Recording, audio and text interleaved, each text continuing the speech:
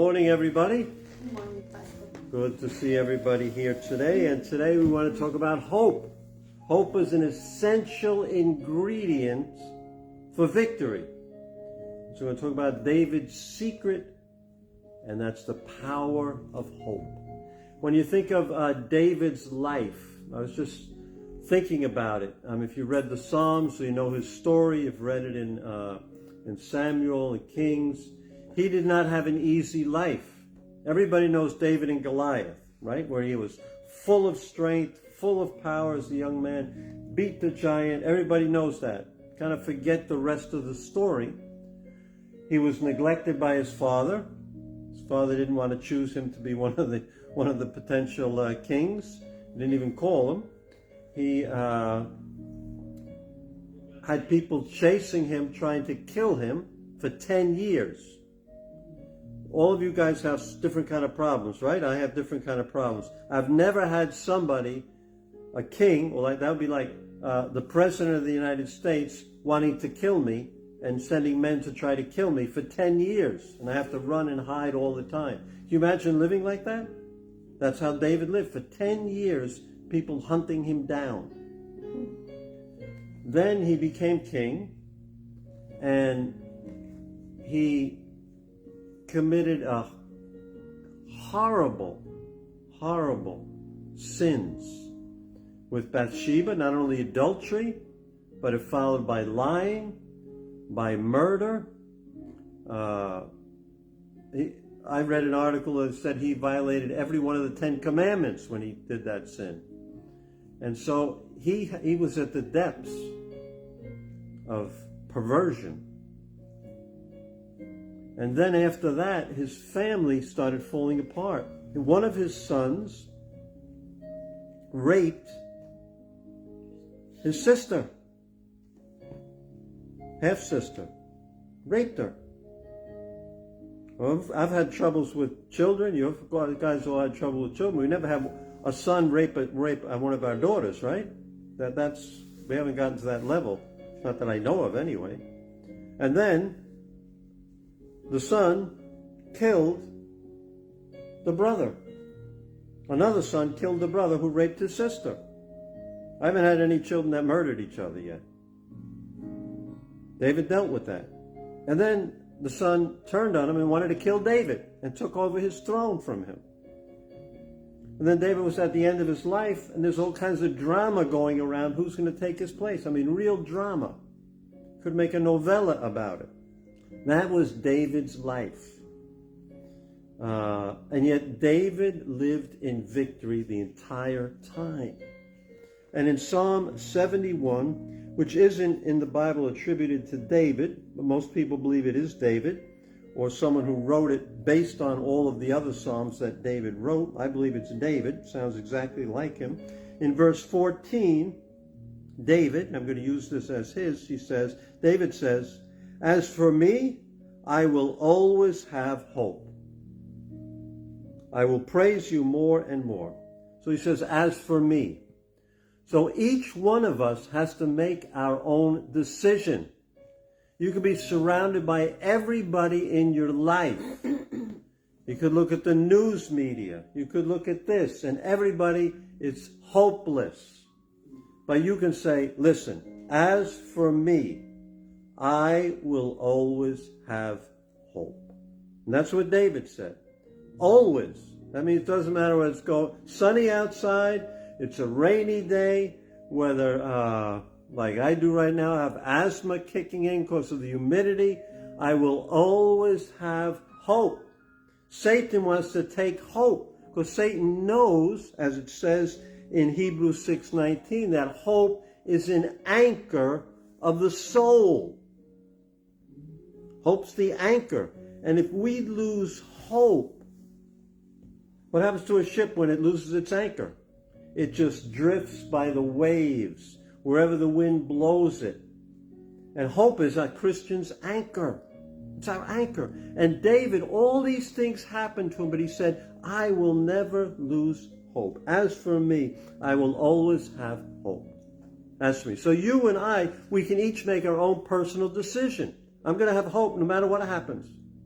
I can't do it for you. You can't do it for me. And we all get into those dark places. The other night I couldn't breathe. My wife remembers that, right? In the middle of the night, I couldn't breathe. It was horrible. I thought I was going to die. But I held on to God. I always have hope. Always have hope, no matter what happens. And here I am today. Thank God, right? Thank God. I'm glad you said that. But whatever happens, David said, as for me, I will always, no matter what happens, have hope. Hope, sometimes we think hope is like a wish. Oh, I hope I win the lottery.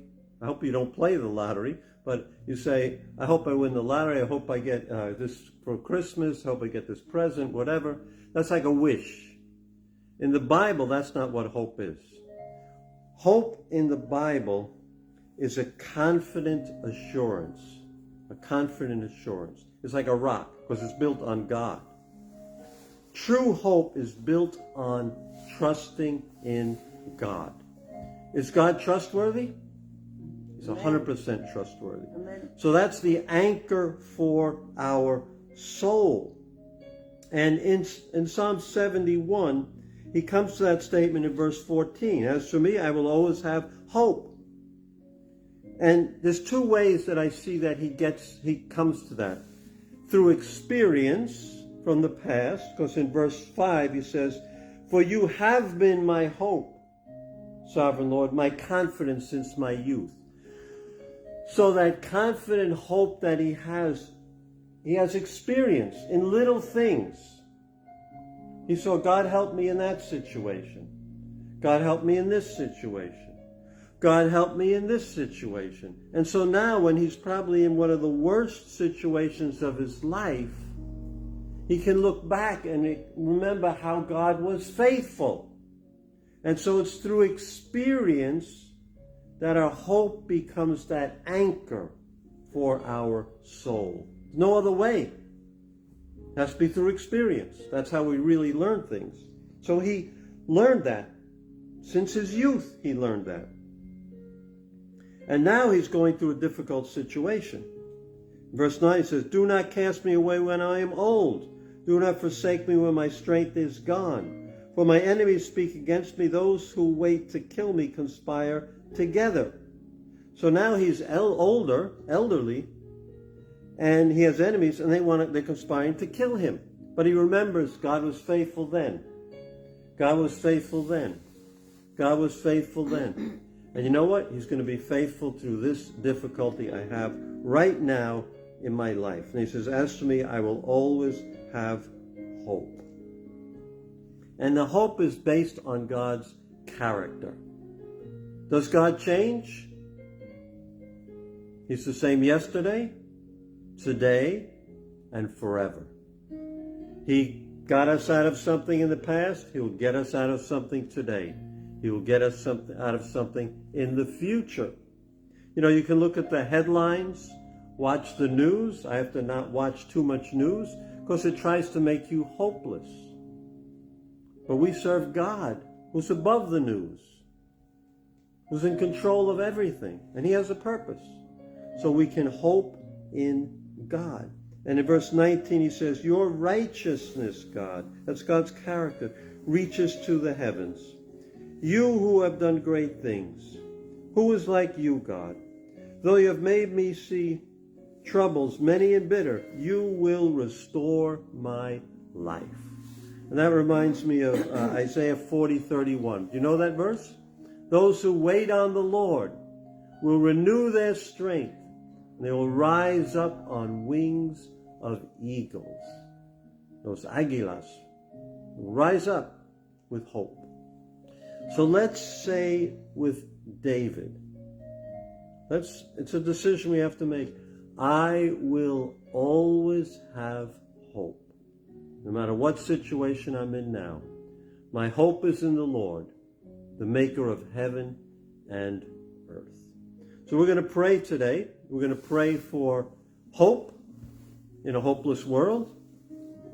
And if you need prayer, you're watching this online, and you need hope, we'll be happy to pray for you. Just leave a comment or an instant message, and I'll be happy to pray for you today. So let's always have that hope that David had. That's the secret. God bless you.